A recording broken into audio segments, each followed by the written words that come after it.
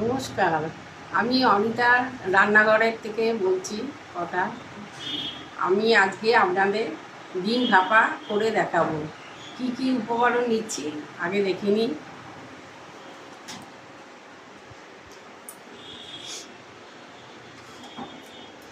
আমি এই টিফিন বক্সটার মধ্যে ভাপাটা করব। তার আগে আমি এইটার মধ্যে একটুখানি সর্ষের তেল লাগিয়ে নিলাম ভালোভাবে।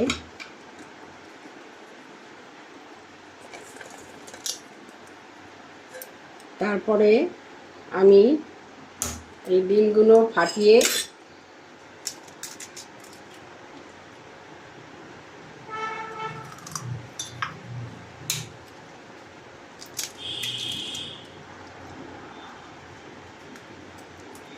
এক এক করে ডিমগুলো ফাটিয়ে এর মধ্যে দিচ্ছি।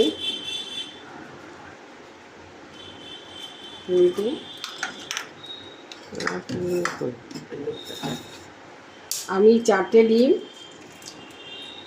চারখানা ডিম এর মধ্যে দিলাম বক্সের মধ্যে।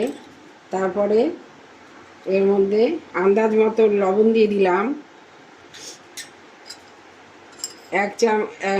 মানে হাফ চামচ গোলমরিচের গুঁড়ো দিলাম, লঙ্কার কুচি দিলাম, আর এর মধ্যে একটুখানি পেঁয়াজ আর কাঁচা লঙ্কা বাটা ছিল সেটাও দিয়ে দিলাম। দিয়ে এটা ভালোভাবে এটা মিক্স করে নিই।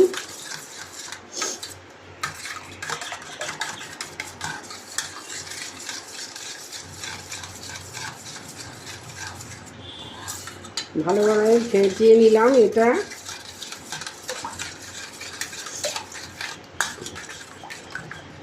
ভালো করে ফেটালাম। ফেটিয়ে এবার এটা আমি এই টিফিন বক্সে ভাপা বসাবো। এটা আগে আমি ভাপিয়ে নিই। এইটা এই গরম জলের মধ্যে আমি এই মিক্সচারটা ভাপাতে বসিয়ে দিলাম এই বক্সের মধ্যে।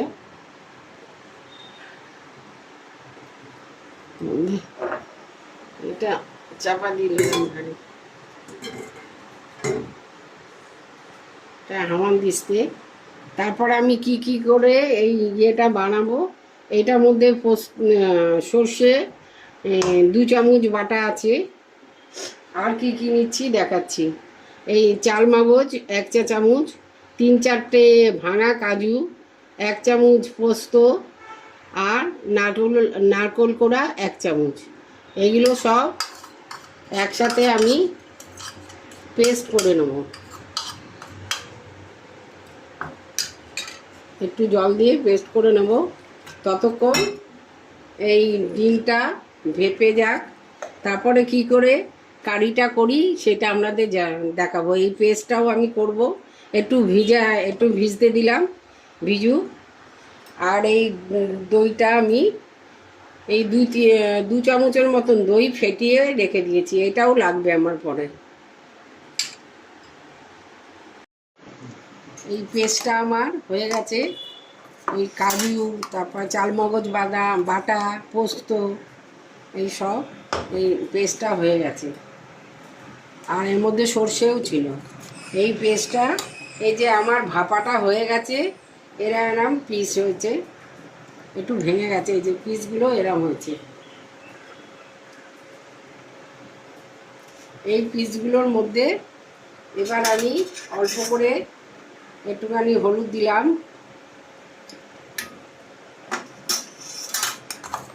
তারপরে এই পেস্টটা এর গায়ের মধ্যে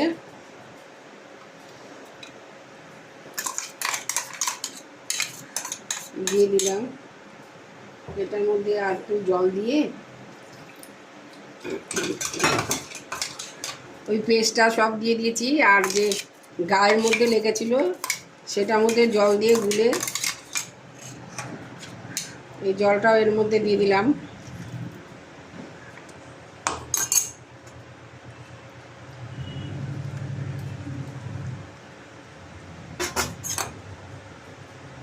এরপরে এর মধ্যে আমি কাঁচা তেল দেব, সর্ষের তেল। ওপর দিয়ে সর্ষের তেল ছড়িয়ে দিলাম।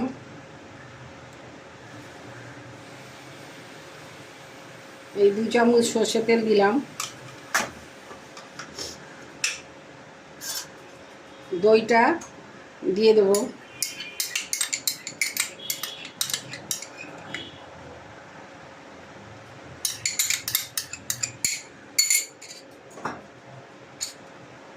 দইটাও দিয়ে দিই এর মধ্যে। দইয়ের মধ্যে আমি একটুখানি শুকনো লঙ্কা গুঁড়োও দিয়ে দিচ্ছি।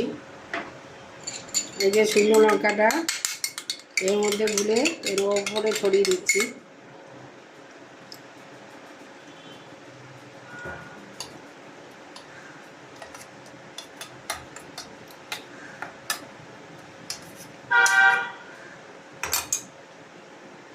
আর ওপর দিয়ে 2টো কাঁচা লঙ্কা দিয়ে দিচ্ছি ভেঙে।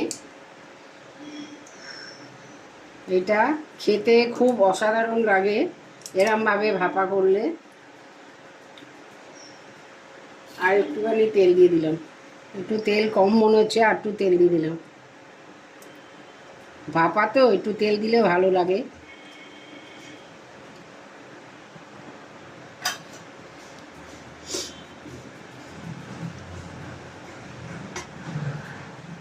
এরপরে এই যে আমি জল গরম দিয়ে বসিয়েছি, এটা আমি এর মধ্যে বসিয়ে দেবো।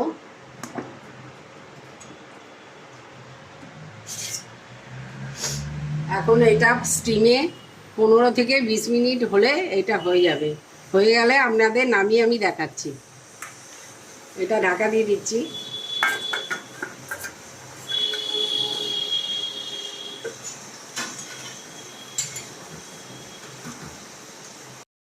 হ্যাঁ, আমার ডিম ভাপানোটা হয়ে গেছে, আপনাদের দেখাচ্ছি তুলে।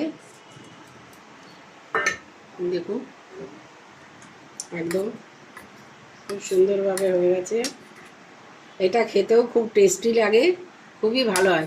এই পদ্ধতিতে আপনারা আমি যা যা উপকরণ দিয়েছি সেইগুলো দিয়ে আপনারা একবার করে দেখবেন, খুব ভালো হয় খেতে।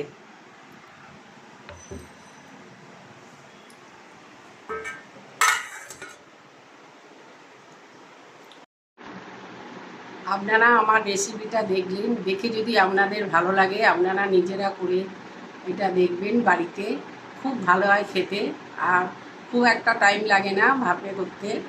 আপনারা দেখবেন, যদি ভালো লাগে আমাকে আপনারা অনেক অনেক করে লাইক করুন, শেয়ার করুন আর সাবস্ক্রাইব করুন। নমস্কার।